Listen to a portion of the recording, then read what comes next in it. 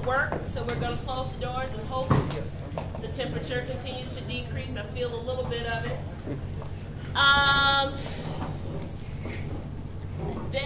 This has been, I guess, one of the greatest experiences I have had as a professional working for Roosevelt High School. It's been my life's dream, really, to work in a community like Roosevelt with you and your students and with the amazing faculty that we have here. By far, probably some of the hardest working people in the school district, in the city, in the state. And while I am here, I gotta do the thing, right? I have to brag a little bit. Elena Garcia Velasco just celebrated highest AP test scores ever for AP Language and AP Literature, 92 and 81. 92% and 81%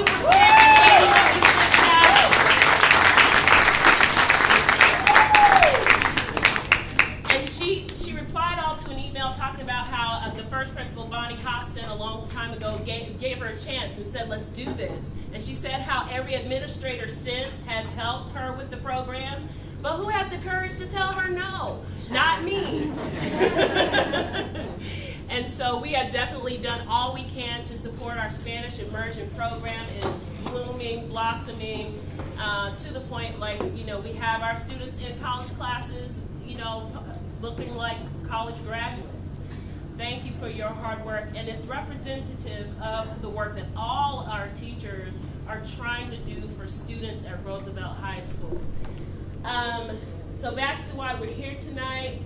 I can't stay, so you guys can speak freely about whatever you want in the principal, but I wanted to let you know I'm leaving Roosevelt as the principal, but I'm not going far. If I have my way, I'll literally have an office here at Roosevelt. So when I'm here, I can hang out and interact and support and help with the transition with the new principal, still see you, still meet with you, working very closely and respectfully with the new leader so that they can blossom in the role and make it their own. So I wanted you to hear that from me. My primary interest in this role is that I keep working with Roosevelt High School, but now I get to work with Roosevelt, Cesar Chavez, Peninsula, Sitten, James John, George, all of them, Astor. So I'm really, really excited about the work that I'm going to be able to do to help you continue to put Roosevelt on the rise. So thank you again for coming out, and I'm going to shut up because I can talk about Roosevelt all night. Love you guys. Love you too. Thanks, Charlene. There's water over here. Good evening, everybody. I am here to help facilitate the meeting tonight and tell you a little bit about what's going to happen. So I'm going to go ahead and just jump right into it so that we can give you both a little bit about the process and then hear from you.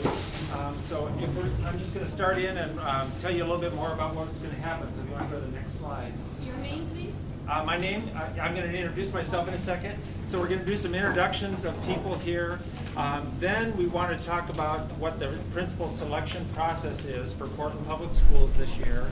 And then my favorite part of the night is when you talk and you tell us a little bit about what you want in your school leadership for next year. So if you want to go to the next slide. Do you have a microphone?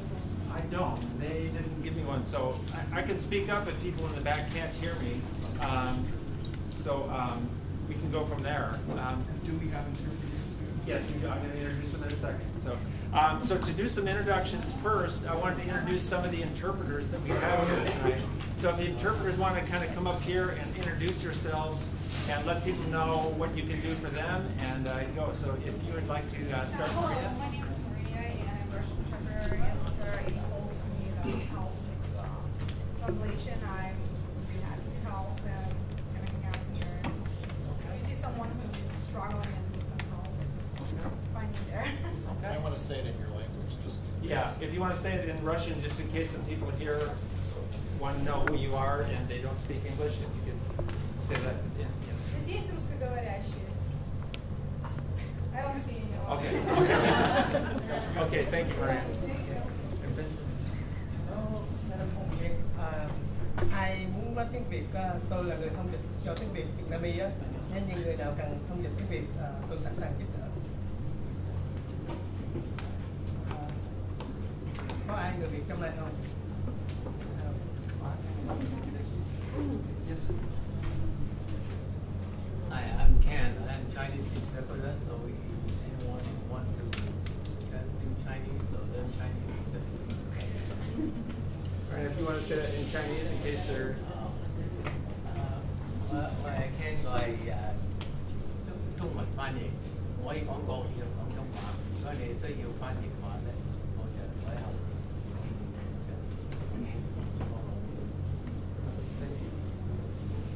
And I know we had an interpreter scheduled in Spanish, but I haven't seen that person yet, so we kind of checked in with some of the people here, and they have people that can interpret with them at their tables. So rather than wait, I think we're going to go ahead. So if you Yeah, want so I'm doing Spanish over here. ¿Tenemos intérprete aquí en esta mesa también o no? Claudia. Okay. Gracias, Claudia. Si otra persona quiere cambiarse para acá, también puede ser. Thank you. Yeah. So, so for some other introductions, we've got some other people here to let you know about. First, I want to introduce Miley Halverson. Miley works in human resources. She does many, many different things.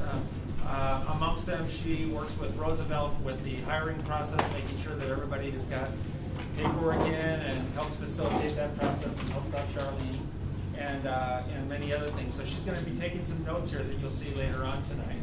Okay? And then we have Greg Wolleck is here. And do you want to introduce and tell him what your role is?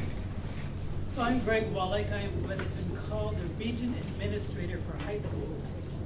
And now the title has changed to Senior Director for the coming year. And one of my colleagues is going to be Charlene Williams. And so I get to work, you're losing Charlene a bit, but I'm going to be gaining her as a colleague in the central office. Together we're going to be working with high schools, but also the schools K-12. And so I'm looking forward to working more closely with Charlene. I've been working with Roosevelt for 7 years as a supervisor and helping to support the school here. And so I'm really here tonight just to listen to what you've got to say. I'm part of the committee that will ultimately make a recommendation to the superintendent about a candidate for the position. And so we don't make any decisions until we know from you what you're looking for.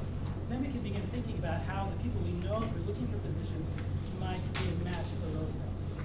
So thank you all for coming tonight. I'm anxious to hear what you've got to say. So we'll talk about that process. He's a very important part of that process, as we'll describe here in a minute. So my name is John Blanck.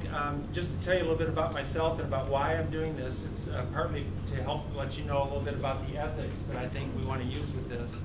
And that's, I was principal for about 11 years at Maplewood School, an elementary school in Southwest Portland. And I was getting ready to retire because a principal's job is hard and I was tired, so I was going to retire and felt very lucky that I was there a long time and felt lucky that it was a really good fit. And about the time that I was getting ready to retire, I told my school early in the year I was going to retire, but they posted for a job called Director of Administrative Hiring, which meant it would help facilitate the hiring process of principals.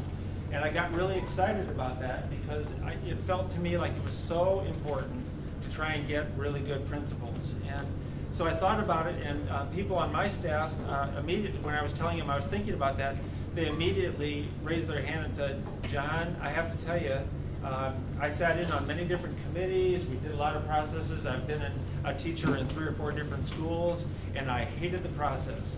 Nobody told us what was going on, nobody helped us figure out who is getting chosen and why, and I hated it. And I talked to somebody who had just been made a principal, and I said, what do you think of the selection process? And she said, I hated it, because nobody told me what was going on, and I wasn't sure why I got it, and I wasn't sure why they wanted me at that school and things. And I said, it doesn't have to be that way, because it's so important. And so I took that job and was a director of that process for several years. This year I'm just doing a few parts of this because they restructured it. But I love doing this, these community meetings. I've done it in about 60 different schools over the last 4 years. And I really love the process because to get good information from you tonight and other times is so important. So I told them, by the way, that I was not going to take this job if I thought that people were making decisions just out of convenience or because they wanted to move somebody that didn't do so well, or they were doing it as a special favor. That I would only do it if I felt like they really, really wanted to find the best person and get the best principal that they could, because it's so important. And I really enjoyed that time, because as I'll tell you in the process, Carole Smith, the superintendent, sits in on these meetings. There's a lot of discussion. They work really hard and very ethically to try and get the best principal. So I've been really enjoying doing that work. So I thought what I would do is just jump right in on the next slide. This is the slide that kind of got the most attention from my staff when I left. It's changed a little bit since last year. It's on your handout there if you want to have that. But basically the process is a 4-step process. And step number 1 starts tonight for Roosevelt. I almost said Maplewood. It starts tonight for Roosevelt, which means we want to start getting community input. No decisions have been made about who's going to be principal here yet. They really want to know first what the community, like in parents and businesses and parents and the staff and students, I see some students here too, they really want to know what it is that you want as a next principal. We can get input from you tonight by what you say. There's some papers here in multiple languages where you can write it if you would rather do it that way. There's also an online survey that on the last page of your handout, I think it's the last page, it's got a link to an online survey that you can fill out if you want to do it on computer. You can write letters, you can write emails to that email link, which actually goes to Miley. And you can do it a lot of different ways. And we want to get this information quickly, but we can really start and get a really good start tonight with what happens. So we get that input from as many people as possible, but we take that input and there's we go to step 2. And in step 2, roughly once a week, there's a group that's called the Administrative Hiring Team. And that's a very high-powered group, and because they're involved with the supervision of principals. It has all of the regional administrators. For instance, Charlene is going to be on it this next year, or starting now, I think. Greg is on it. All the people that supervise principals are on it. We used to have the chief academic officer. We used to have, or we still have the head of the chief human resources officer. We've got the senior director of the equity department, things like that. They sit and they talk about what schools have vacancies. They talk about who's been applying to be principals. They talk about this input that you get. And they will go over what you say tonight. They'll go over those emails. They'll read that word for word because they want to know what people think. But at one of those meetings, at some time in that meeting, somebody's going to ask a very important question, which is, now that we've heard the input, do we have a current sitting Portland Public School principal that is actually the best fit for what is needed at, in this case, Roosevelt? And if the answer to that is yes, we've got the best person who's a current Portland principal, then they skip step 3 and they go to step 4 and say that's going to be your next principal. Obviously, they would have a conversation with that principal.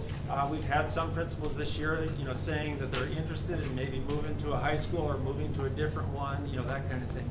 It can't be an assistant principal. It can't be a vice principal. It can't be a principal from some other district. It can only be a person that's already a principal in Portland schools. But when they ask that question, if they say, no, we don't have somebody that we think is the best fit, then they go to step 3 and they start looking at the people that have been applying to be a principal and are going through that application process. They look through that, and we've been doing that all this last spring and early summer to select what we consider like the cream of the crop, or what I call a final pool of people. And then they try and make the best matches, and they consider what people want here and consider the skills of the people that are applying. Those people that apply also will read what we talk about here tonight too, so that they can also say, does this feel like it would be a fit for me? And then they would make that selection in step 3, and from there, then that person would be announced in step 4 as your next principal. So that's the basics of the process. Yes? Okay, yes. Hi. Hi. Did you want to introduce yourself? Yeah. Okay. Well, my name's Anna, and I'll be interpreting for speak the language English or understand it, I'll be translating in Spanish. I want to say that in Spanish. I think there's some people, I think they thought they need some help over there. Yes. So, okay. All right. Do you have this handout in Spanish? I don't have that handout in Spanish, no. I thought I did, but I neglected to bring it with me tonight. But we do have that available that we can send it out from you. Okay. So that's the process that has gone on this year. I'm going to go ahead and talk a little bit about some other details of that process too, and but you can interrupt me at any time tonight if you have questions, by the way. So if we want to go to the next step, one of the things that I have to say, because we want to make sure that people are aware of this too, is that the superintendent is ultimately held responsible for whatever happens in the schools or with the principal, and therefore has the right to do, as I put it, she has the right to do whatever she wants, whenever she wants. She actually has that right. But, and I know all 4 years of working with her on this process, she's always said, I want to know what the community thinks first, and I want to hear what people think that way. So whenever she's made some decisions that are a little different than this process, it's usually been because sometimes it was really, really late in the year and there was no options other than, you know, we had some people that kind of retired or resigned like the week before school started. So she was able to start, get an interim principal in, that kind of thing. So she does want to know what this input is. She sits in on all those meetings and really wants to hear what people have to say first. Okay. So in case you're wondering about the process, I don't want to go over all the details of this, but when people apply to become a principal, they have to go through all of these blue boxes from left to right. They have to start off with many different steps so that they can go through the selection process. Underneath each step, it's kind of like the, what is it, the key factors that we want to look for in that. So these folks had to apply. We still have the posting. The posting is still open, so we're still accepting people. But they apply. They do a writing of 3 different essay questions that we take, and we black out their names, and we just go by their ID number and rate them on a rubric. Then if they do well on that, we call them in for a screening interview, where we get a chance to see them in person and see a little bit about, oh, thank you. Maybe I can put it a little forward, maybe.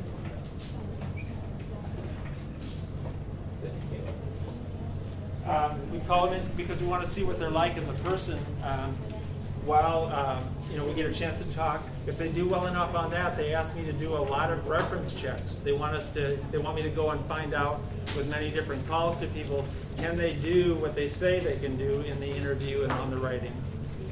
If they do well enough on that, they're invited to an activity where they go and meet a couple of the senior directors at the Human Resources Department. They drive together and meet me over at a school, and we walk through the school together with kids in it. We go into a classroom. We kind of watch them and see how they interact with kids. They do an observation, and we ask them a few questions about what they saw there or what questions they might have, that kind of thing. And if they do well enough on that, then they are considered to be in the final pool and have gone through that process. Yes? So given that we're in the middle of summer, so I have 2 questions. One is, who is involved in the screening interview? Is it just one person in the committee for that? Yeah. And then, since we're in the middle of summer, how would that instructor go through? She asked, since we're in the middle of summer, who's involved in the screening interview, and secondly, how do we do the walkthrough? In the screening interview this year, I'm not positive on all the people. I believe it's a person from Human Resources, Bonnie Gray, I think has been in on all of those, who works with the Equity Department and Human Resources, and usually 2 of the regional administrators will be in on that. As far as the summer activity, we have summer school going on, so one of the things that I'm going to be doing even tomorrow is kind of scheduling some things where there's classes in session and they can go and visit a high school, if it's a high school, somebody that we're interested in for that. Yes. Were we supposed to introduce ourselves? I saw on that Okay. He asked if we're supposed to introduce ourselves yet, so I'm going to say when we come to the part where we get information from you, before you talk, if you could briefly say your name and what your connection is to the school. So we'll do that then. Okay? Yes. We're talking about the process and that you've been doing this, it sounds like for part of the spring already. So I'm curious, like, where in this process you kind of are, and is that because there have been other principal openings already at different schools? Like, this is, Charlene's leaving now, and we just found out about it. So. Right. So one of the benefits that this year, for the first time they did, was they kept that principal pool posting open. So that in the past, we used to say, you have to apply by a certain time because we need to know. But we have some people that applied just last week. We've had some people who said, I just heard about some openings and I'm interested in that, so now I want to apply.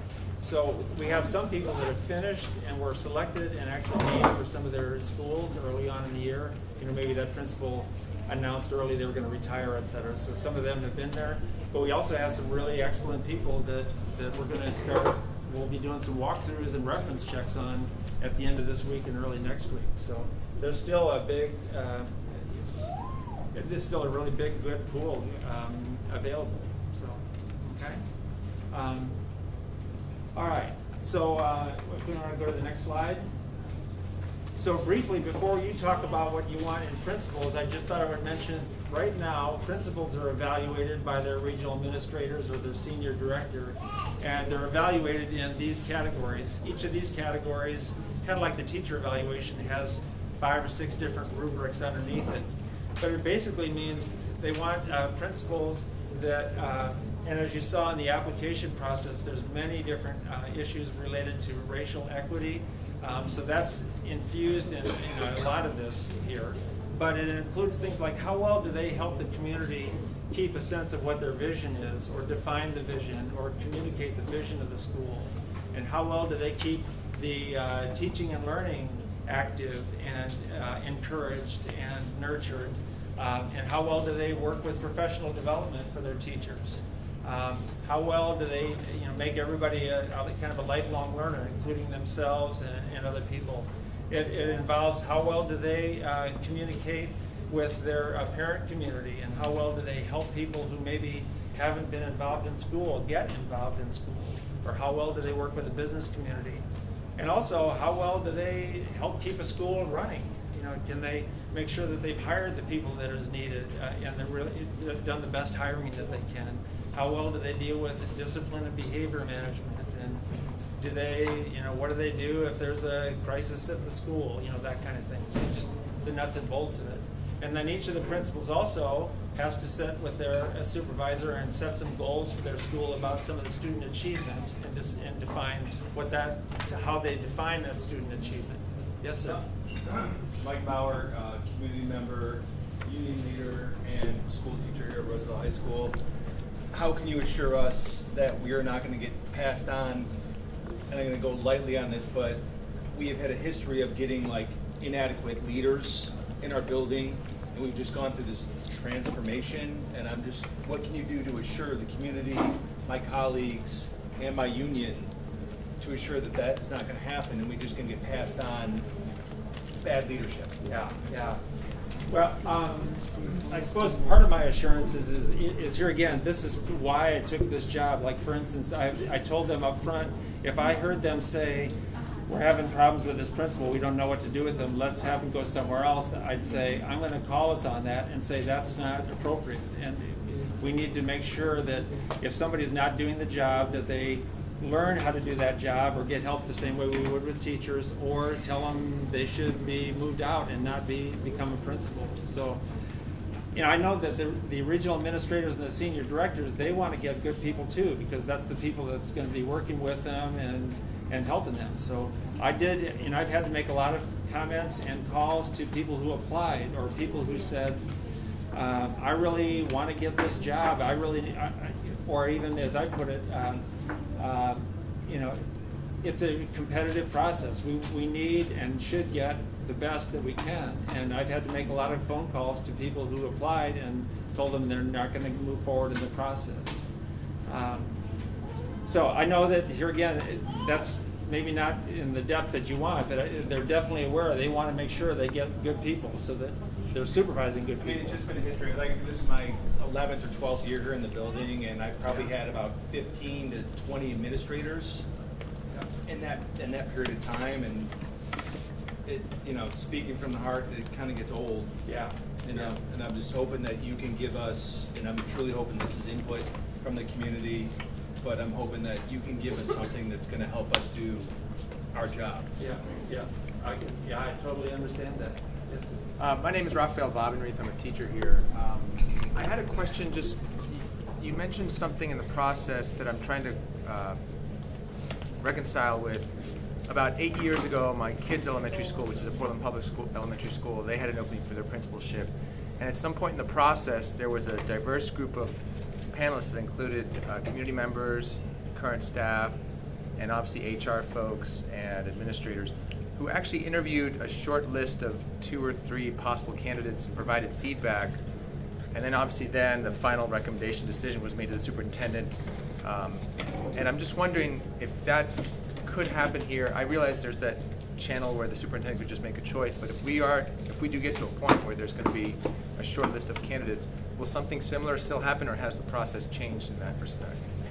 This year, the process did change, and it dropped that what I called school-based kind of interview, and that's not part of the process this year, for a variety of different reasons. But that's been replaced mostly with the regional administrators and the senior directors saying their job is to do and to find out as much as they can about that person's. But that's not part of the process this year to do those interviews. I know they want to kind of review how this goes this year and what happens with that. But as far as I know we haven't done that at any of the schools yet this year. But often people will ask about that, and I bring that back to the committee, or we reflect that back to the committee and say, people are saying, can we do that? But I would say at this point that's not going to be part of the process this year for this school or for any of the schools that have openings. John, I'm hoping in a few minutes we're going to start recording testimony and statements. I'm hoping you'll restate that for the record when we get there. Yep. So it'll be right at the top. That's a great Hold idea. it. I have one question for Wolleck. I know very much that some of these 3 ladies, and they're 1957 graduates of Roosevelt High School, and they're very involved in a lot of things. But my question, I was in education for a number of years and retired for 17 years, but I was in district administration and things too. I have sort of a dual question. I am assuming the certification process for principals is still a similar process. But I was wondering 2 parts. Is how much classroom experience is evaluated or weighed in the selection for this position, and how much input do teaching staff members have in evaluation processes? In the evaluation process or the selection process? I know that can get a little bit lengthy with too many people involved in the deal, but I wonder if they have any input in the teaching process. Okay. So his question was, I'm going to forget the first one here. We'll get that in a second. But how much experience, like in terms of teaching experience, to even apply to become a principal, you have to. The minimum qualifications are you had to have been an assistant principal or something like that, or a vice principal for at least 2 years. That's the minimum requirements.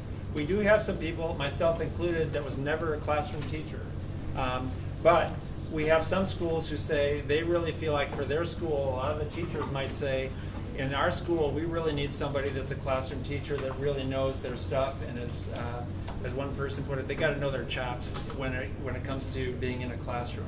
But you don't have to have classroom teaching experience to become an administrator. And there are some people who've been very successful in the district who did not ever teach in a classroom.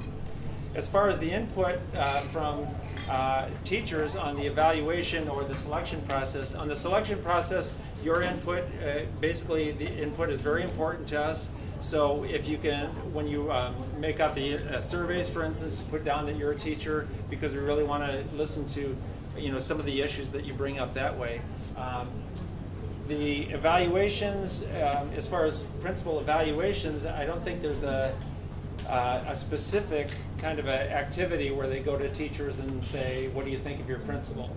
But I think if there's been a lot of issues, that are brought up, or if teachers have a lot of concerns, they're usually brought up to the regional administrator, and they're aware of that. Well, this telesurveys gave us an opportunity to evaluate administrators, and I don't know where that data is going, but I know there's multiple schools within Portland Public that have less than standard teacher input evaluations about their administrators or the leadership teams. So now I'm like wondering like how you're going to use that data, because there is data out there to support like who you're going to put into our school is to be our leader. You know, can you explain that? Yeah, and I haven't gone over or heard a lot of discussion about exactly what they're going to do with that telesurvey data, because I know some people said, well, I thought I was sort of evaluating my leadership team and not the principal, and so there is some confusion about that. But I know, and I'm an advocate of like a 360 review where they get some people that come in and say, let's talk about how things are going. But that's not part of the evaluation process at this point. Okay. So I want to move ahead. If you want to go to the next one, this is my last slide before we start hearing from you, and that's to say, as a reminder here to myself and about the ethics, is that this process is really all about trying to get the best person for the students and to make sure they've got the best leadership and the best experience that they can. And as I tell people, my phrase is, this is not about taking care of the adults, and by that I mean, if somebody says, I've been an assistant principal in this district for 20 years and you owe me a job or something like that, we tell them, no, that's not the criteria. The criteria is you have to be really the cream of the crop. You have to be really good. That's why you get chosen to be a principal. And we have some people who have applied several times, and we just tell them this is a highly competitive process, and you've got to be the best to be able to get into that process because it matters to the kids. Okay? So what I'd like to do is to shift over. I'm going to have her remind you that on your handout we've got the survey links, and we've got the email for Miley, et cetera, and ways to get that information in. But if you want to just sort of press escape and then go to the Word down at the bottom. At this point, what I want to do is to be quiet and maybe to help facilitate hearing from you what it is that you want people to know about Roosevelt. And I'm going to say just a couple things about that. One is, tonight I'm going to try and help make sure that as many people as possible can have a say and say something here. But if at the end of the night, if you think, I haven't had a chance to say what I want to say, we've got some forms you can write on, or you can send in those emails, etc. But what we want to do is tell us things that I know Greg knows the school really well, some other people do at that table, but speak about what it is that you see, and because this is a very hopeful time for you, I'm sure. It could be a very highly anxious time, that kind of thing, but we want to have you say what it is that you want to have in your next principal. And even if you think, well, this is obvious about my school, go ahead and say it, because there might be some people on that team reading it that might not know that about Roosevelt, or the applicants that will be reading about this that want to know. So the way that I've seen this done the best, and I'm going to start tonight and try this, is just to have you raise your hand. I'll try and keep track of who's talking first, and have you just say your name and your quick little relation to the school, like if you're a parent, or if you're in leadership, or if you're a staff member. And then Miley's going to type and try and keep up with you and try and get some notes about what you've done. So you know how hard it is to type in front of somebody, so don't worry about the spelling. We can fix it later. But if you do see her get something and we think, oh, we didn't get it right, or we got it just the opposite, make sure you let us know. So I'm hoping if people are willing to, they might be willing to stand and talk so that everybody can hear. Like, I don't know how hard. Is it very hard to hear back in the back? You can hear okay? Okay, thanks. So with that, I'll just go ahead and let people start. So who would like to start us off? Yes. Hi, my name is Judy Head. I am a parent. I would hope that the person that took Charlene's place would have a lot of vision, would not stereotype North Portland. There's a lot of really brilliant students here. We're finally getting AP courses,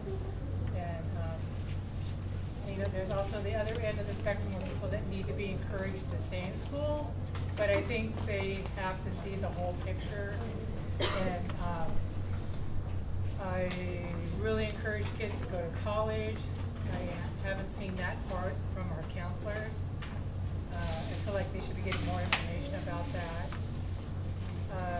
And I have 3 daughters. My oldest daughter started at Cleveland, and that principal sat in his office and was letting military recruiters come in the back door, giving out names of students as freshmen, which is totally illegal.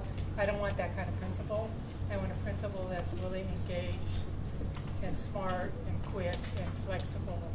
And is, like Mr. Boyer said, an excellent leader, because when you have a good leader, then you keep a really excellent staff. And I think there's great young enthusiastic teachers here that we want to keep. So we want someone that's going to lead and encourage people to be their best and not hide in their office. Thank you. Okay. Yes, we'll go here next. My name is Michelle Lostreeter. My daughter is going to be a junior next year. What I find unique about Roosevelt is that we are one of the smallest schools in Portland, and we have such a great staff that has the one-on-one with our students that work with the great programs that we have. Our strength is I've seen such a great turnaround from the school, with the community, the parents getting more involved, our children succeeding more. Awesome. Challenges is just continue to get our parents and our community involved in our school and continue to see it grow. The characteristics that I would love to see for our next principal, which really concerns me, what you said about not having them to be a teacher being a criteria, really huge for me. You really want teaching experience? Absolutely, teaching experience, because how would you be able to mentor your teachers if you've never been a teacher? So, and how would you be able to mentor your children if you've never taught children? So that's a huge criteria. Don't know how you could be a principal without it. No disrespect to you. No, that's untechnical. But that's a huge criteria for me. And just continue to grow this school the way that Charlene has done. She's done an amazing job, and I just would love to see it just continue. Thank you. One of these Spanish Oh, thank you. they mentioned that this school it has a history of a long time, so it's one of the unique things that this school has is that it's very diverse, and there's a type of a lot of cultures here, and that's really good because you get to learn one from one another, and that's something that is really good about this school. Another thing is that when they were trying to close it, or something that they mentioned, that what's unique is that everybody was fighting for the school not to be closed, because it's a school, like I said, it's diverse, and there's a lot of things to learn in here from another cultures, and get to know different stuff and learn new things and explore around. So that's what one of them they were saying. So Good. Thank you. and that they think that that's unique about the school. Thanks. And anytime somebody wants to, just go ahead and raise your hand. We'll check back with you. Thanks. Yeah. Okay. Thank you.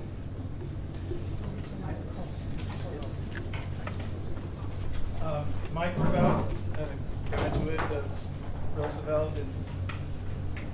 a while ago. No. I want to put a little bit of focus on the part of the school, which is the neighborhood community aspect. Making sure that the principal can relate well to the community, that the new structure be a 24/7 kind of school where the community will have access to whatever its program needs and desires are to be utilized, that they can work collaboratively with people, that they can develop partnerships that are sustainable, can reach out to the 80% of the people who don't have kids in school and still have them be able to say, that's my school. That's very important.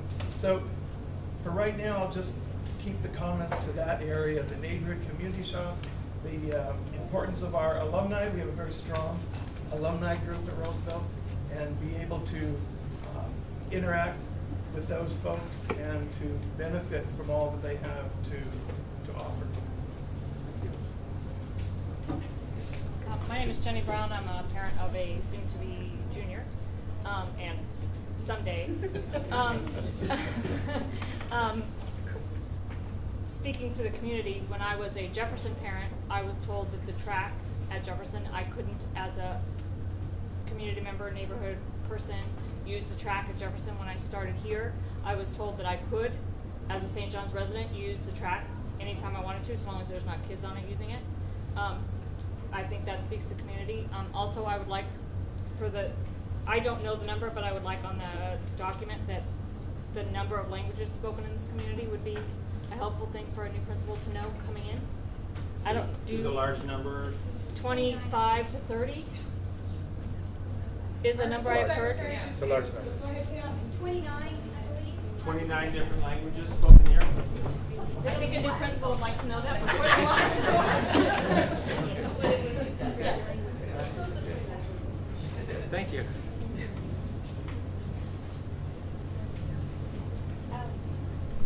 Yes. Good. No, that's fine. Yeah. Back to what she mentioned about the languages. Parents here would like to also share that it would be great if, like the same what she said, this new principal would have like a little bit knowledge about the language, because some of the information that it's been sent, sometimes it's not sent in the right language. And example could be the English and Spanish. Some of the parents don't know the English very well or don't read it, and that information is not available for them at that right time. And sometimes they have to come all the way to the school and travel over here to figure out what's going on, or what is the event that's going to happen, or if there's a conference, or what's going on with their student or their child. So they just want to, they think that that's a really good idea for them to know a little bit about the language, since there is a lot of cultural in here. Okay. Thank you. My name is Joan Tyler Sparks, and I graduated from Roosevelt in 1957. I'm very proud of it. We have luncheons every month and do a lot for Roosevelt, but I've seen a wonderful relationship with the South Lake Church. I'm not a member of that, but I would like a principal that could come in and could continue that, because they've done some wonderful things for Roosevelt.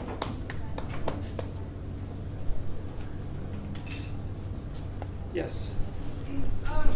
At Roosevelt, we've done a lot with special education inclusion, which has been a national movement, and I would hope that our next principal recognizes that inclusion and inclusive educational environments are really healthy. I think that goes to that parent's comment about tracking.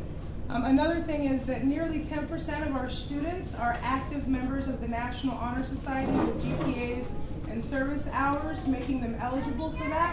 And I would hope that our next principal continues to give credence to and support for that organization. So really recognizing that we have advanced students at this school. And some of the Honor Society students gave input that they hope that our next principal has really good listening skills, and that they recognize that Roosevelt is on the rise, and that it is a school that's continuing to grow, and one that's in a really positive place, and that they really contribute to that rise. And you are? Candace Vickers, National Honor Society advisor and special education teacher.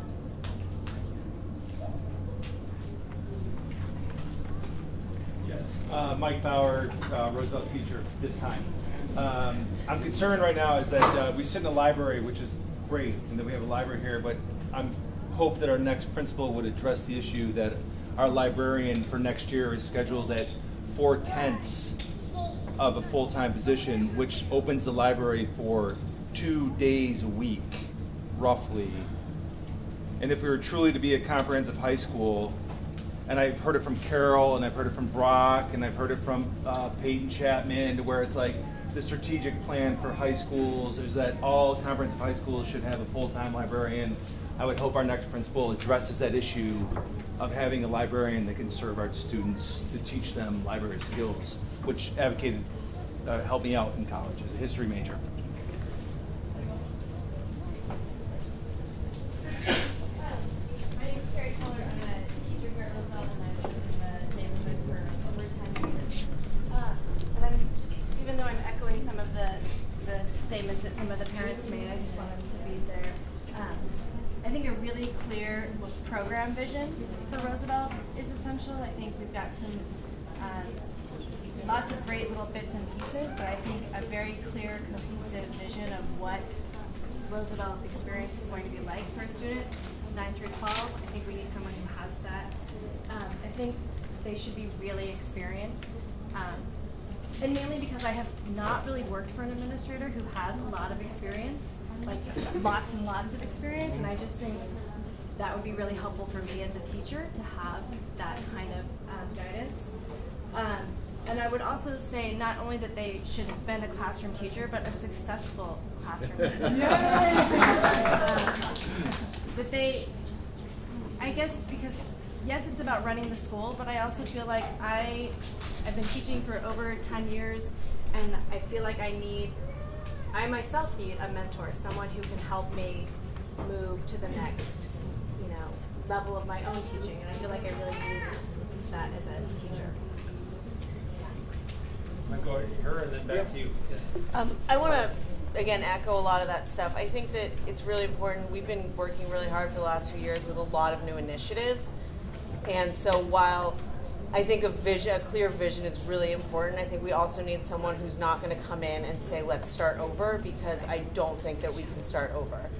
I don't think, and with, experience as a classroom teacher, and also I think we need someone who really has a lot of experience and is an administrator, because not only do we have a new vice principal coming in, but we have the remodel coming up, and it's going to be an insane year no matter what, and I don't think that an untested person is going to flourish in that environment. Okay. I'll go to you. Go ahead. I'm Scott Orton. I'm a community member. I am an eye doctor in St. John's, and I also am a PTA person long ago. A couple of things that I've really enjoyed the reflourishing of Roosevelt that we've experienced since they closed the small schools into a community program.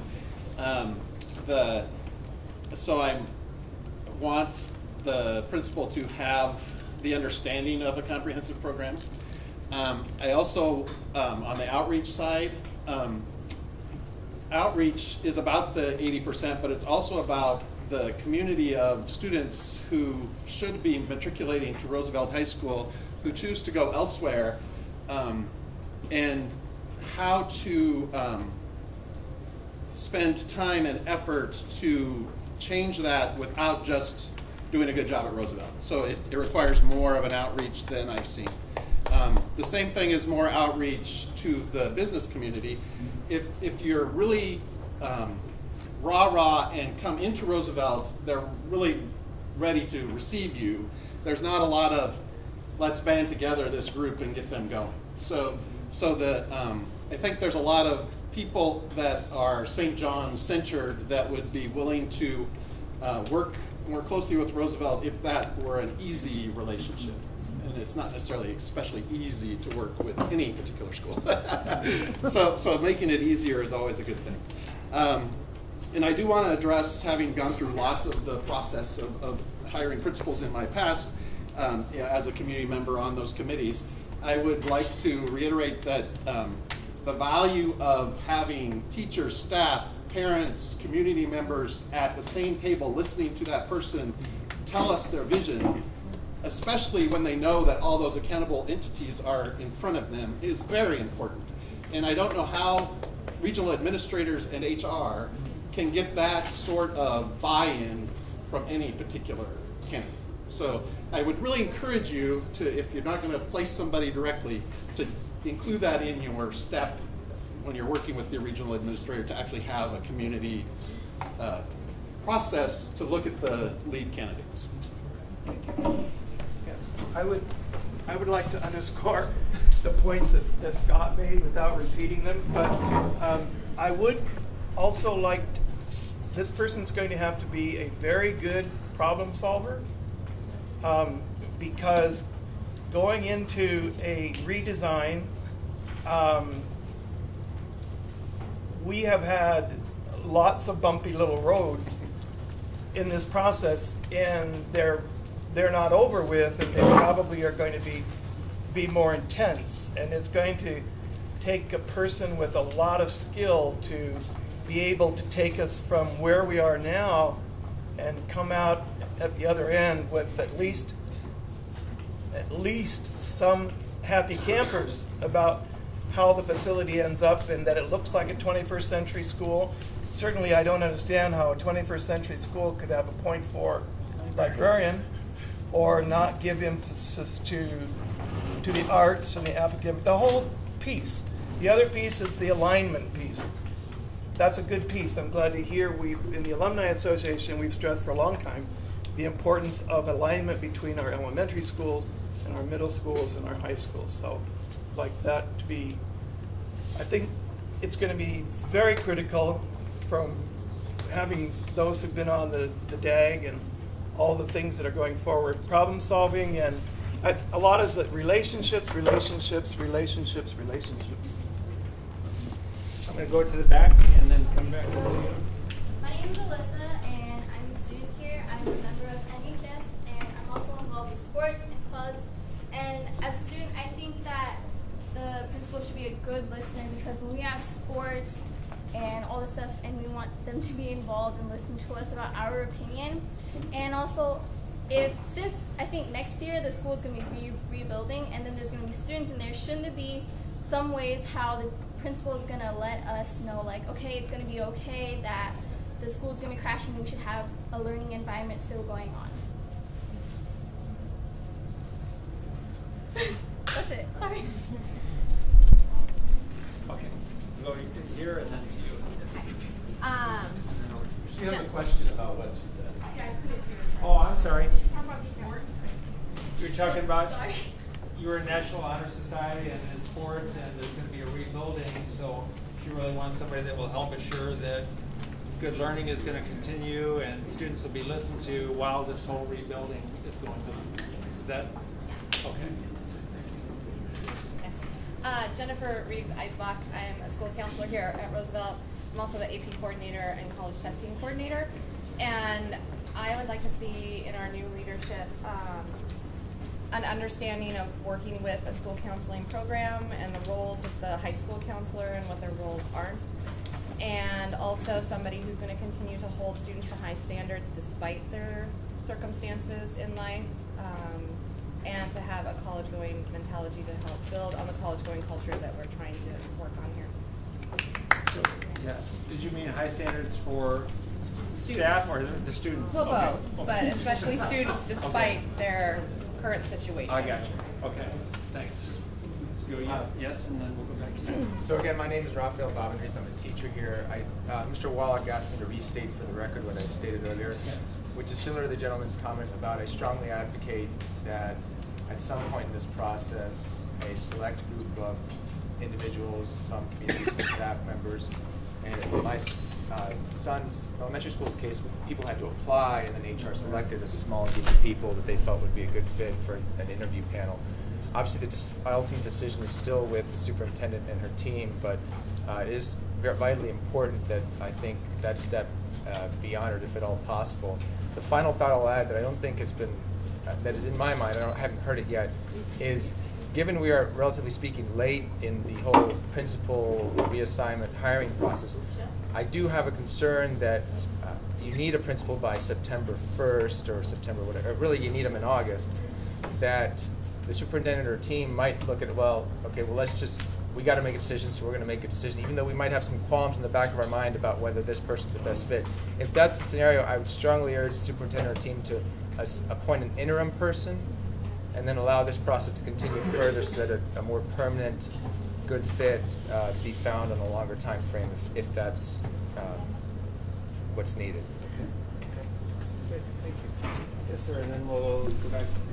He has his hand up, and I'll go to you.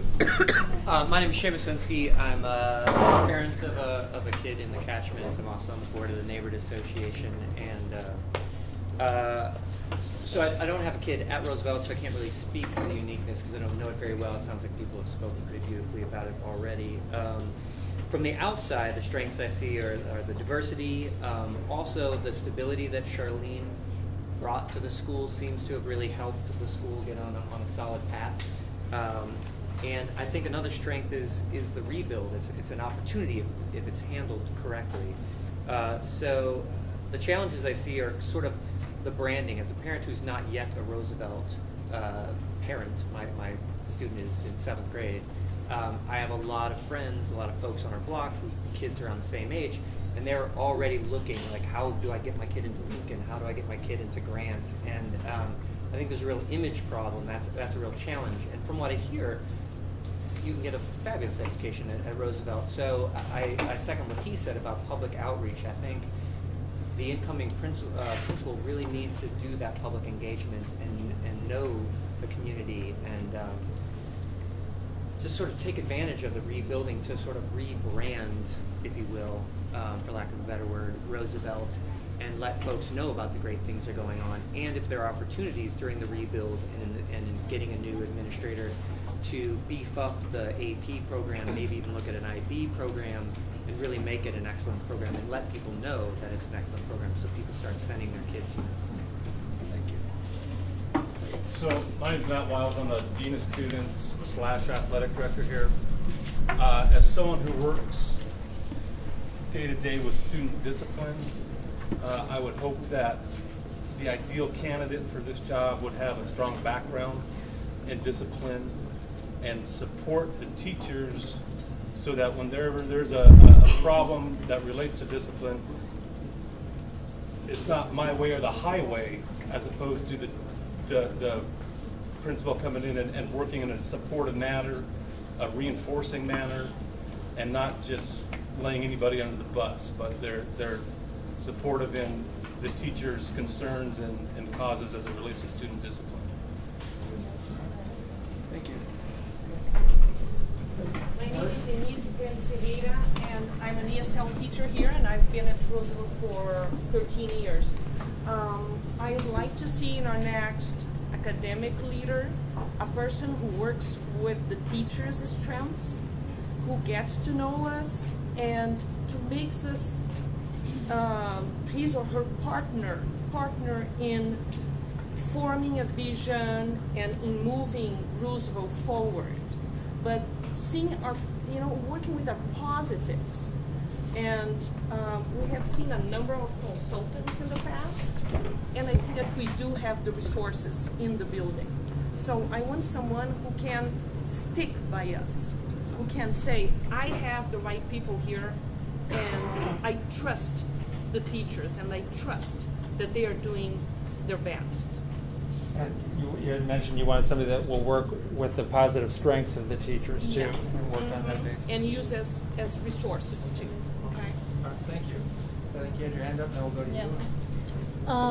My name is Elena Garcia Velasco, and I just finished my 16th year at Roosevelt. And being a teacher in this school that has been perpetually on reform, have to say that what we were celebrating before with the AP results being the highest ever, have to say that we've been working on AP for 11 years. So this is not anything that happens overnight, and I want the new principal to respect that, to come and understand the work that has been happening for so many years and support that. And we need that person to have experience and to be respectful and to help us move forward. For that, at times, this person is going to have to tell the district to hold on. There's important work happening here. We can't be overwhelmed with so many bureaucratic mandates. So there's a very strong group of teachers here at Roosevelt working, that have been working for many years. Again, nothing happens overnight. And so I would really want that person not to be someone focused on herself or himself, the same way teachers need to be focusing on students. This is not about us, it's not about the principal, it's about the students, and we need to have a strong leader that is able to do that, not worrying about what his or her mark is going to be, but how can we continue moving forward and growing. We got 1, 2, and then you'll be 3. Okay, yes. Hi, I'm George Bishop. I'm a teacher here, and one of the hallmarks of a struggling school is the circulation of principals, teachers moving in and out of the building. So I think we should shoot for somebody whose #1 aspiration is to be the leader of Roosevelt for the next decade.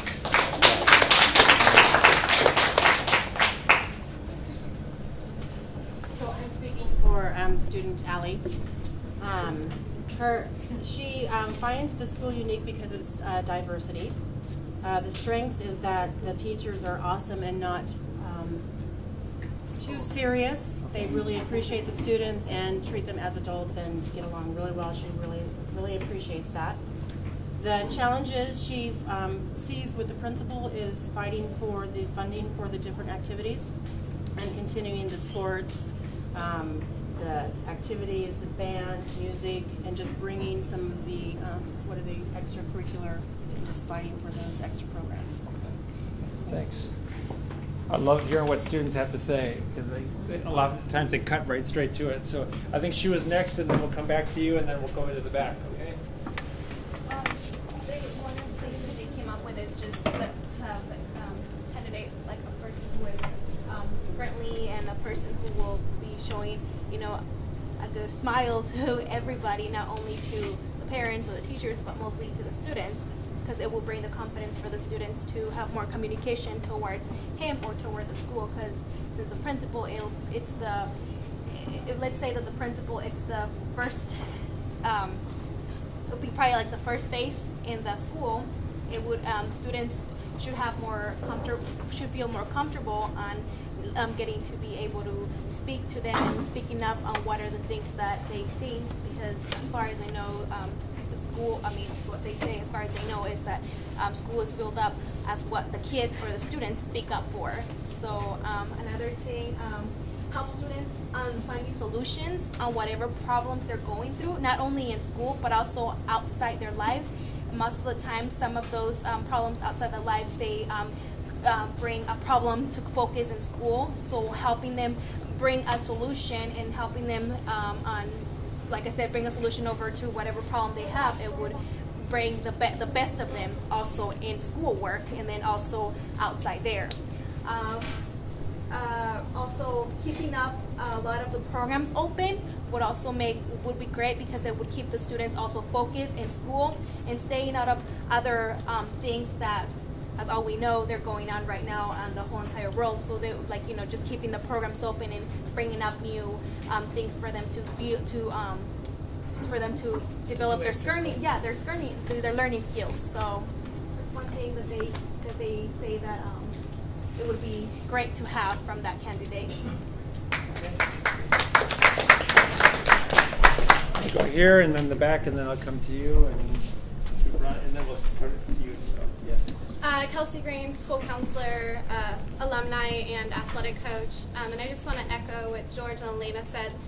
Just consistency, that change takes time, that we truly need a leader that this isn't going to be a stepping stone for a new position at the central office, that they're 100% engaged in St. John's and North Portland, and that they're showing that by attending the alumni meetings, by going to the business association meetings, by being here at athletic events and community events and everything else, not just being a figure and someone who comes and speaks, but someone that's truly invested and wants to see Roosevelt really grow into the school that we know it can become. I think someone who is going to be skilled at working with partnerships. We're in the middle of a huge reconstruction bond right now. We have a Gear Up program that's in the middle of its grant. We have a Step Up program. We have all kinds of different programs and different leaders that need support, and they need someone that's going to truly be there for them and help their program continue the great work it's doing. Also, in terms of athletics, we're moving up to 6A. If my dream administrator would have some kind of experience in overseeing coaches and successful athletic programs, because we're moving up to the highest caliber of athletics in the state, and we have a lot of programs that are doing outstanding. We have some other programs that need some support, and so someone who, again, is community-based, long-term, and really that this is a stepping stone for a different leadership position in the next couple of years. Yeah. Okay. Thank you. Yes. My name is Corey. I'm a student here. I'm going to the 11th grade, and I'm also in the National Honor Society. I just think it would be awesome to have a principal that constantly motivates us and treats every student like a young adult with potential, and is always reminding us that we're all capable of doing big things and just keeping us up.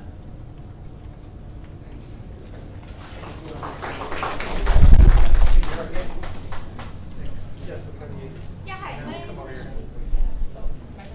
Yeah, you're next. Oh, okay.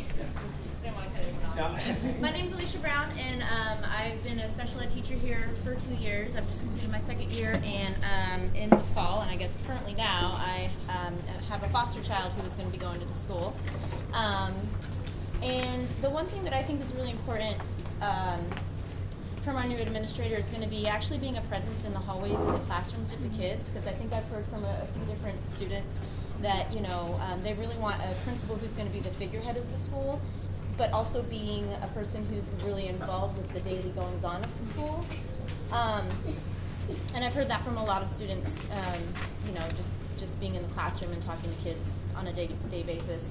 I also think that our new administrator needs to have some kind, or needs to really focus on the courageous conversations that the district has been putting forth, and to really take it to that next deeper level and talk about like really doing inclusive classroom practices and some kind of school-wide behavior and discipline plan that's going to be consistent throughout all of the classrooms. So that the kids know when they go into the classrooms, they know what to expect. It's not something different just because it's a different teacher, and they don't know what kind of mood that teacher is in that day and what they're gonna, you know, be getting in trouble for. But like have it really clear from classroom to classroom, you know, what the expectations are, what the guidelines are, what to do during work time or what to do, you know, just having that be really clear and consistent language, I think, across the classrooms would be a really good thing. And just having a teacher that has that vision that can, you know, bring that to the classrooms and to the teachers and have it be so that the students, you know, feel safe in classrooms. Thank you. We're going to go over here and then we'll come to you. My name is Martina Valdez, and she's going to translate. Okay. A mí me gustaría que el próximo principal de esta escuela hubiera un poco más de disciplina en cuanto a la asistencia. Yo trabajo en el McDonald's de aquí y de las 8:30 a las 11 de la mañana hay muchos muchachos ahí. Y se llama a la escuela, se nos había dado un teléfono del policía, pero era rara la vez que se pone atención a eso, solamente a la hora de lonche, que es de las 11:30 a las 12. Iban 2 personas encargadas y a esa hora están al pendiente, solamente en esa hora se cuida de que los muchachos regresen a la escuela, pero durante ese tiempo es mucho alumno que está allá y de vez en cuando que llegan y se salen, pero ellos dan la vuelta y al ratito, a los 5 o 10 minutos, ellos están ahí de nuevo. El punto es que la señora trabaja en English. I'm so sorry. I'm sorry. She has a student here, and also she works here at McDonald's. And the point is that she would like the next principal to pay attention in the discipline, and especially centered in attendance. Because the problem is that even though that they were given a telephone number to call when the students were hanging out after 8:15, the students keep coming during the morning. Later on, they also gave them a phone number for the police, but nothing changed. So she really wants to stress that is a problem, and she would like that to be solved, and the emphasis in attendance is what she would like the next principal to really pay attention. Yo tuve una experiencia, yo vivía en California, me moví, y en ese tiempo la escuela donde iba mi muchacho tenía el mismo problema con la asistencia. Metieron una regla en la escuela donde después de 3 faltas los padres tenían que hablar con el principal y se decía, esta es la vez con el principal, la próxima vez es con el policía y él va a ser el papá el que se va a ir a buscar para que venga a traer al hijo a la escuela.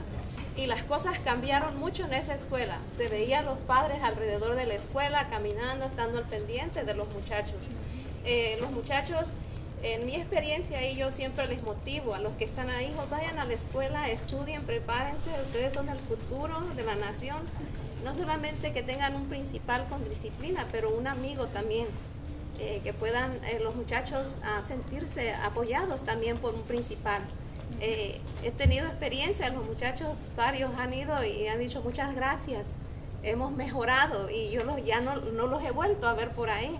Los muchachos también necesitan ambas partes, disciplina y también una relación de amistad con los maestros y con los principales. Hay buenos maestros aquí y yo estoy agradecida con la señora Velasco y con otros maestros que están siempre apoyando y motivando a mi muchacha, ¿verdad?, a educarse.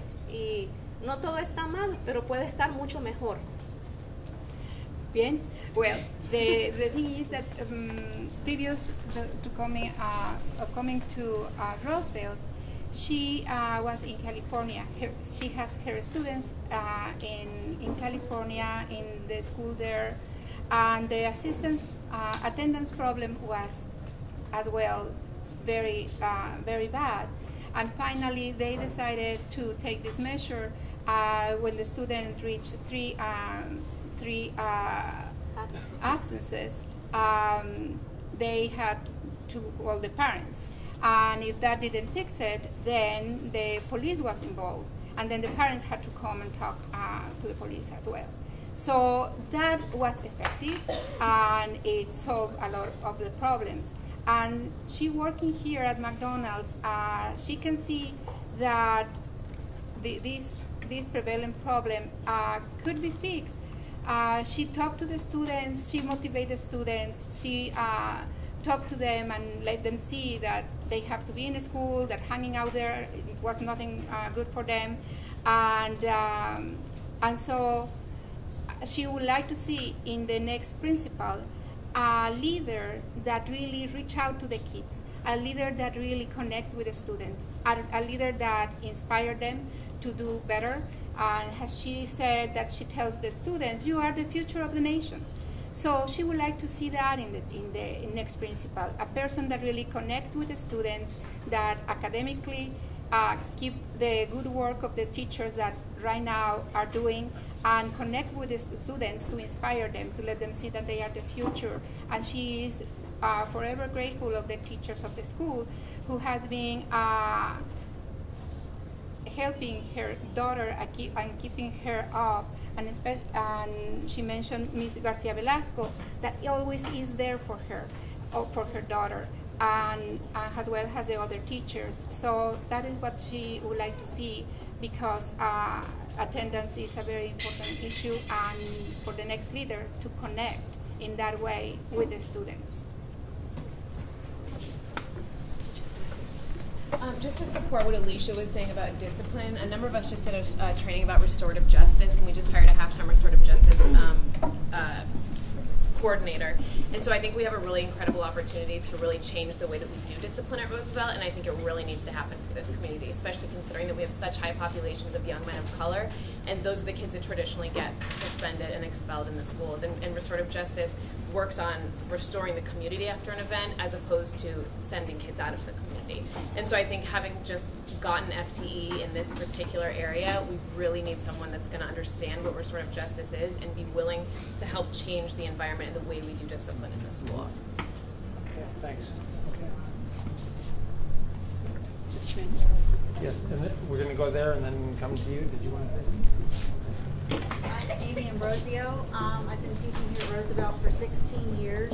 And so there's a couple things I'm interested in seeing with our future principal. I think one of the key things is we need someone who truly is an experienced academic leader, meaning that they are highly experienced as a classroom teacher. They really understand what it means to teach, sometimes up to 180 students or more. And that person also needs to have experience in school leadership. Roosevelt has been the training ground for many new administrators. Year after year, we are training new administrators.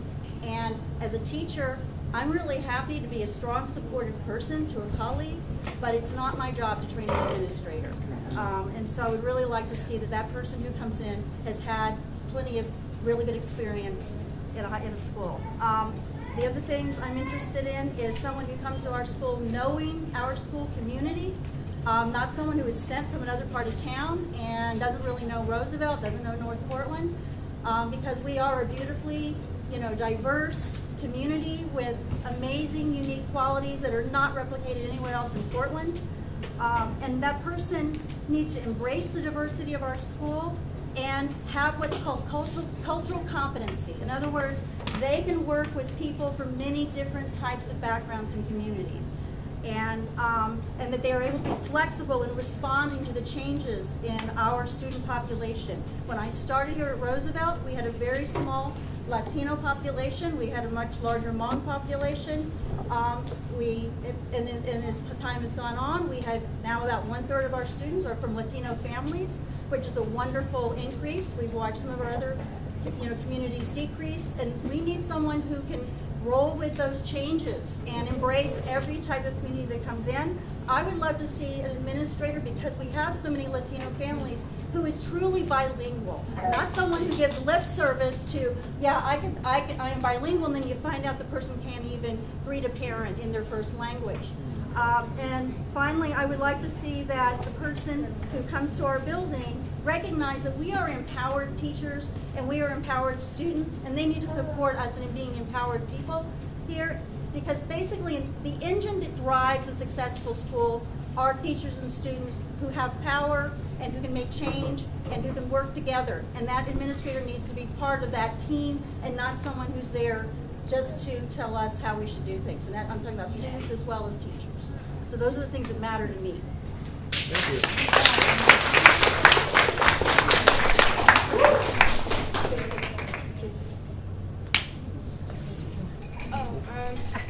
My name's Josephine, and I'm also part of NHS.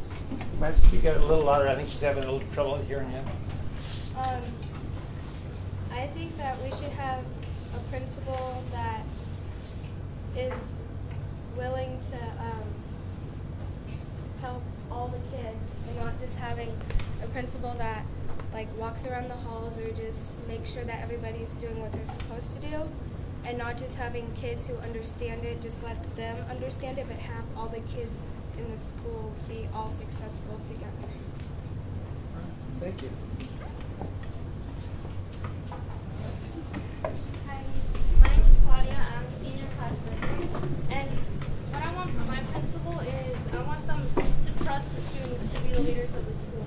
I want to allow us to have a voice in the decision making and leading assemblies, and that's not going to restrict us from our potential, and that's going to make us flourish as leaders. And because out in the future, I want the opportunity to learn.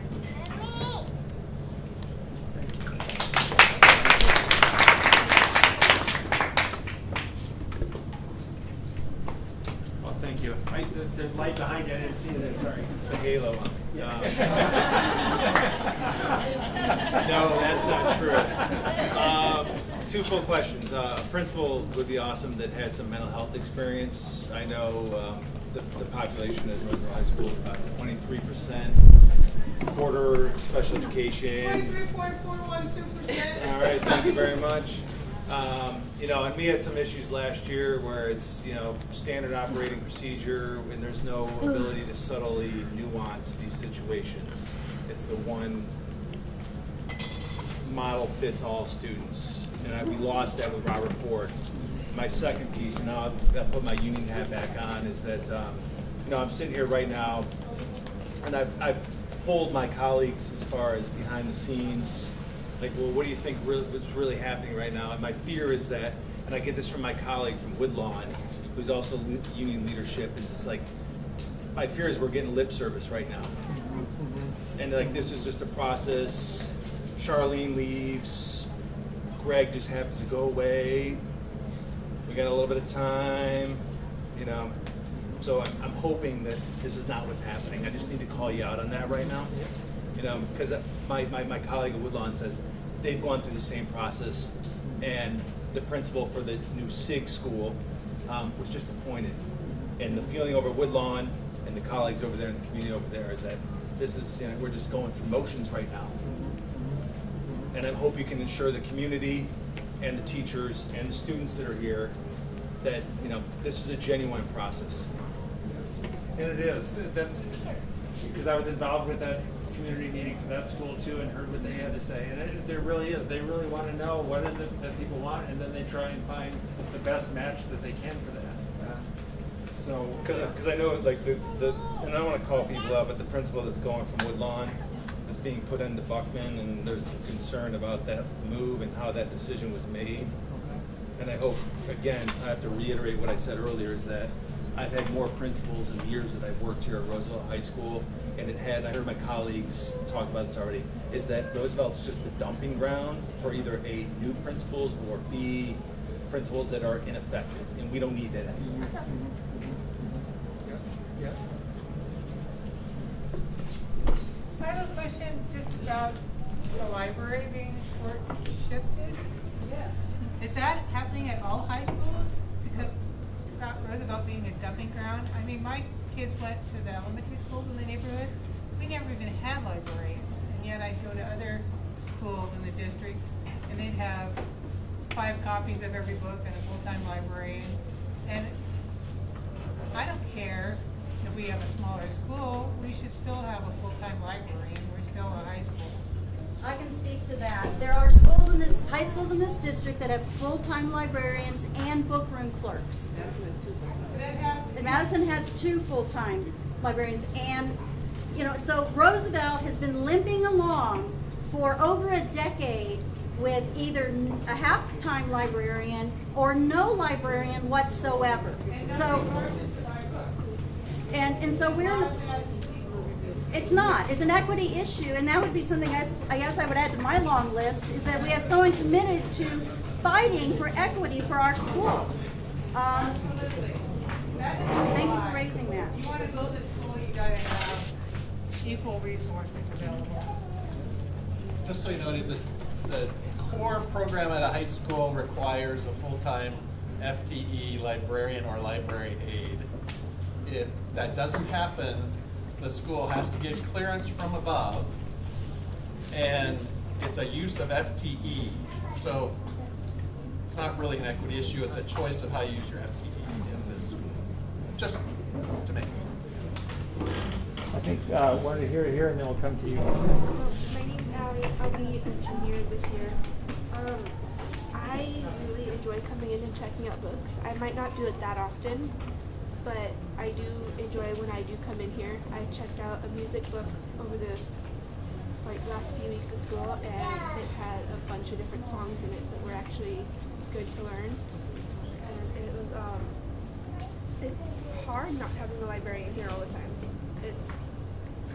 We actually need it for the most part, because there's people like my mom didn't learn how to read until she was 18. There are some kids that don't have the full grammar and that need the grammar and all that, and not all of it gets taught anymore. And it's harder for those kids because they don't understand what's going on.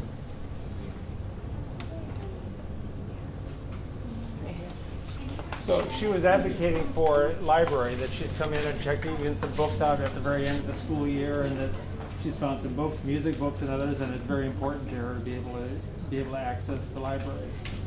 Okay. Yes. Didn't she say it's also more important? You know, you said you have different languages, so the kids need extra help in the library just to access the material because of the diversity of languages. Yeah. So it's even more important for the school to have a full-time librarian. Yes. Hi, my name is Barb Macon. I've been a teacher for 15 years, 10 years here at Roosevelt, which I've enjoyed very much. I definitely think the principal should be richly classroom experience. I echo that from all my fellow teachers and community members. Thank you so much for saying that. I know you've said it, that we're not going to get some principal that's been shuffled along from another school. It's still definitely an anxiety that I have because we see the district doing it. So I just want to put that out there again. I don't want someone else's problem to get, that community will be happy that they've been taken out of there and then get dumped on us. We have been doing better the past few years, somewhat, not amazingly better. We're doing better. It's going to fall apart if we don't have an even better leader than we've I think the idea of someone who has experience as a principal in a large school, like, not an alternative program, not they counts as a principal, but they were at some small program. It needs to be at a comprehensive high school. Many years of experience, so they can see the work that we've done in the past few years that's been built up, that we've integrated, that the students are used to it.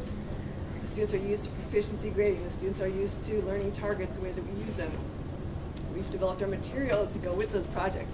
If a new person comes in and they're like, oh, I'm very experienced, so I have these programs, I'm going to wipe out what you've done, that's not going to be great either. So I think Tori had said that. They need to listen to what we've already been doing. Denise said they need to trust us, trust our expertise. All that needs to come together, but they have to have experience. They have to trust the teachers. And another piece of that as well is someone with a longer experience is going to know how educational trends and fads come and go.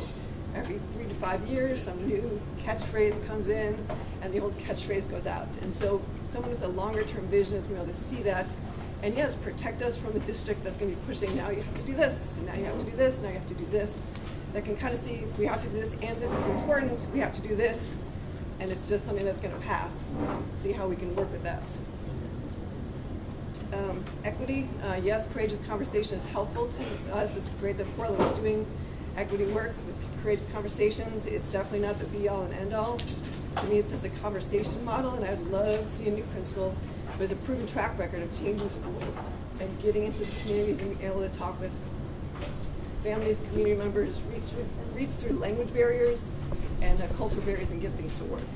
That actual experience, which I see in the interview process, is all over the place, so that's great.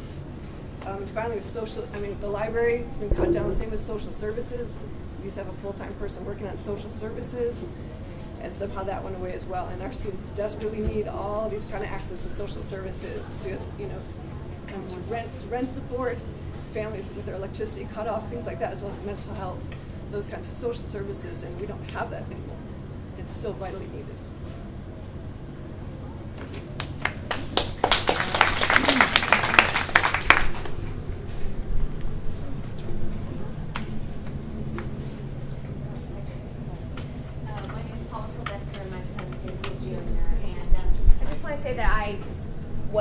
Was going to bail from PPS coming into high school. I just was so unhappy with what was happening with all the high schools. And so it was about 3 years I started watching this change of Roosevelt. And it's a true change. I mean, I get here and the whole staff is engaged. I send an email and I have a response back. There are so many resources right now. So this principal can't keep all that going themselves. So they just have to be a real team, player. They have to deal with the community, and they have to use this wonderful staff that has been, increasing everything for years, and don't invent something new. Just keep everything the way it's going, and you can add to it, but the direction is already going up. So they've got to see that and just step in and, keep all those things going and try to save the things that are going to be lost. I didn't realize a lot of the things that are going to possibly be lost, but yeah, there's no Superman administrator. They just got to use all these people that are making these things happen. So they got to be a big team player and leader.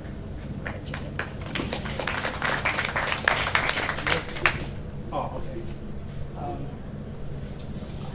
I was going to mention, usually, I know, looking at the clock, I think we're running a little bit past time too, but I wanted to just mention a couple things. Usually in the night, I also mentioned, I'm curious about the voices that we're not hearing from tonight, because I know it's summer and it's hard to get everybody together, but you know your community so much better, obviously, so if you could pass the word to other people that you know or that you think weren't here tonight, make sure they get the email lists and get the information about how they can give us the input as quickly as possible, because I know that they do want to they want to make a good decision, but balanced with knowing that time is important too. So I want to make sure that they work with that. So, yes. Now I do have a question. Oh, so in terms jumped in front of me. Yeah. In terms of that, is the district doing further outreach? So there's been this one meeting tonight, but in terms of, we're talking about 29 languages being spoken in the school and that sort of thing. Is the district making a conscious effort to go to put the word out that Roosevelt is going to have a new principal and that you're soliciting input for the next however long you're soliciting input? I don't know the specific answer to that. I know that they asked me to come to this meeting tonight. Most of the meetings that have happened this year have been just the community meetings and then spreading out for that other information, but I haven't had a chance. I haven't been in town for a few days to know if there's more being planned, so I don't know the answer to that. I don't even need more meetings being planned, but just that the spreading the word that you are soliciting input through this website or through letters and that sort of thing at this point. Yeah, and I know we checked with Charlene to try and find out, well, what other avenues can we get it out, get that out, and so I know we've been trying to get that out as many ways as possible. But I was this meeting wasn't on the website, you know, so right. So I noticed that. Yeah. I'm just saying, you know. So, well, they did the roll call, yeah, but if you were a non-engaged member and heard something about it, you would go to find information. It would be hard to find if you just went to PPS or Roosevelt's website. So, and I think that would be the first common place. I don't know. So I'm not sure who's in charge of what gets on there, but we'll make sure that we ask to have that done for sure. And then we're going to go back to you, Mike, and then we'll come to you. This might be probably the hardest question. You got a local call? Or you have an email? As a staff member and a community member, when should we expect as the community and staff is, like, when will we know? Like, where are we going to come in here August 26th and like, oh, here's your new principal, and like, how do we get involved in the next steps? I know you put that little 4-step thing over there, but ultimately my fear was that you said the superintendent can override the whole process if she thinks it's pertinent to her benefit or the district's benefit, and it's like, that's kind of scary where there's a process, but all the super can come in and this is how it's going to be. And I know that the only times those have happened was when something really, really late happened, and there was something where maybe they even had to, a variety of different things. And then she said, like one gentleman mentioned, at times they've done interim principals because she had to kind of go ahead with that because they didn't get a match in either step 2 or step 3. I don't know about the exact timing. I know that that group is as anxious to get things going as possible and to make a good decision, but that's always that question that's hard for me to know because I don't know how long it's going to take, or I don't know if you have any thoughts. We have a pool of eligible candidates who gone through the screening process, internal as well as external. That pool is still growing because the posting is still up. We just have to look to see whether or not, given the feedback you've given us, anybody in that pool is a likely candidate to recommend to the superintendent. So the more we need, that's why it's important for people to give us feedback now, this week, either here or emails or whatever, so that when we, sooner rather than later, we can look at that pool and see who might be a fit. And there may be somebody perfect out there, I don't know, or at least close. Nobody's perfect given what you've described here. But there are people who have experience and who have different various backgrounds that may be really useful to Roosevelt. We just had to look for the best match. But we haven't sat down to do that yet because we wanted to hear from you first. Hopefully, though, it'll happen relatively soon if there is somebody in the pool right now. We can find them. If not, it will look long, and that'll take longer. You had your hand up. I realize what I'm asking, but can you give me an estimated deadline for when the community survey that's currently on the website, when you would like that done in a perfect world? It expired on the 20th of July. 2 weeks. Okay. Okay. So if we get the... I have a quick suggestion in terms of involving the community. I really would expect that we have at least the survey in Spanish.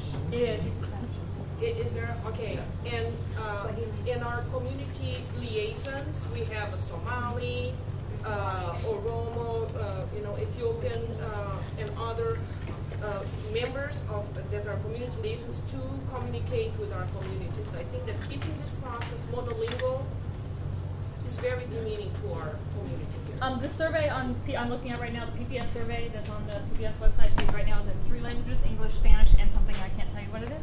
Spanish and what else? And something I okay. Okay. But we don't have any Chinese. There's 3 different ones on. There's 4 total on Franklin: English, Spanish, Vietnam, and okay, Mandarin. So hypothetically, we can do those 2. Add those 2 to Roosevelt, right? So I want to make sure we get a couple comments. We'll stay after a little bit if you have some more specifics. But Aaron, I think we're going to go to you and then to you, sir. Yeah, on the outreach, I got a robocall for Franklin, and through social media I found out the whole district got it. And it might be because it's like one number off. Yeah. That's what the communication said. There's a setting and there's one number, and so she typed in the wrong number, Aaron did, and so it went out to the whole district. So I didn't get a robocall for this, but I do have a student in the Spanish immersion track that is in line to come here. So we have our middle school, Spanish immersion is in track from our K-8 at Beach. We're on track to come here, so just that's a takeaway. Thanks.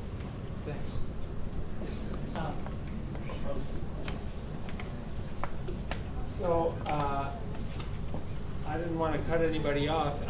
Yes. Hi, my name is Alyssa Grass. I'm a teacher here. I'm a new teacher. I've only been teaching for 2 years. Both of those 2 years have been here.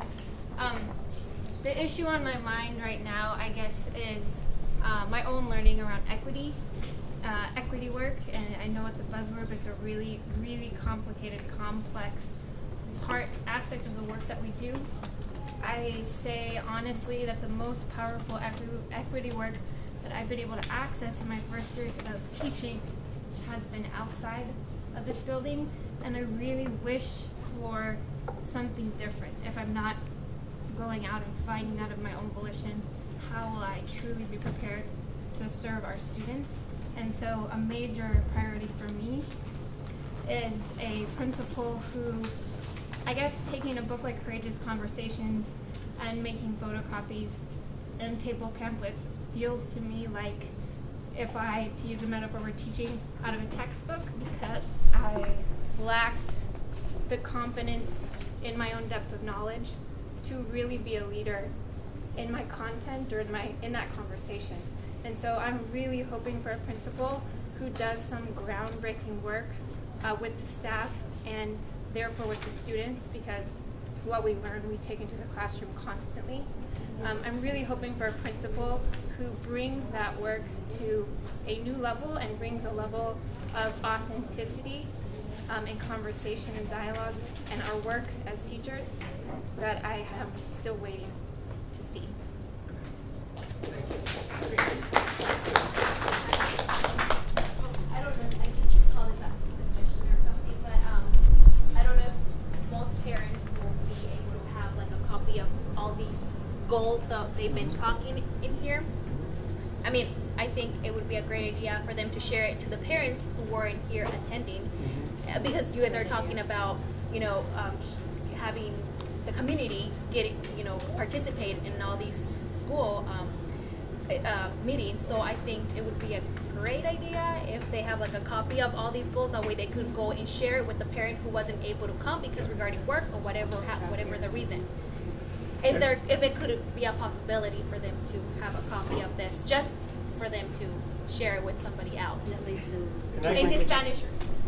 Yeah, and it'll take obviously a day or two to obviously translate this into another language, but I'm thinking we can pass it on to Charlene in the school, but I'm also thinking if there's some teacher leaders or parent leaders here that would be willing to pass it on, maybe we could start an email list and we could send on an email this, a copy of this document, so that you could say, here's what people said on Tuesday night, and do you want to add something to that? An email? Well, that's my quickest way of getting it out to somebody. But it would be great, email or mail it too, because what is the chances for a parent to look at email? Sometimes a lot of the parents don't even have an email. So mailing would be a great way to send it over to them. I think that's a point. Yeah. Okay, thank you. Yes. One process possibility would be that people would not only add a new idea, but if there's one statement that they feel strongly about or that they want to reaffirm, if there was some way on the, that they could sort of affirm it so that we get, in a sense, a measure of where people feel it's important from their perspective. Yeah, right now I don't think we got the technological capabilities up, but the online survey does come out with some kind of summary statements and a few graphs and things like that. But I know this group actually likes to read all those details. And, right. It's just it would be a way of measuring kind of where people have depth of interest or seems important. Yeah. Yeah, let's check it. So one voice that I haven't heard, which is interesting, being involved in the DAG discussions, the athletic community has been very vocal in that discussion, and I have not heard their voice here. But I don't know what that means, one way or the other, just so you know. Then we did hear about you're in 6A now, and that one. But I mean, it would, believe me, that's minor compared to the DAG discussion over facilities. And I'm not aware of DAG. That's the Design district advisory advisory. Design advisory group. Kind of the design, the redesign. Oh, thank you. I didn't know what that initially What was said. did they finalize the design or not? The schematic has been approved. And what about the exterior of the building? Is that included? Because there was a lot of. Well, that's architecture. Yeah, okay.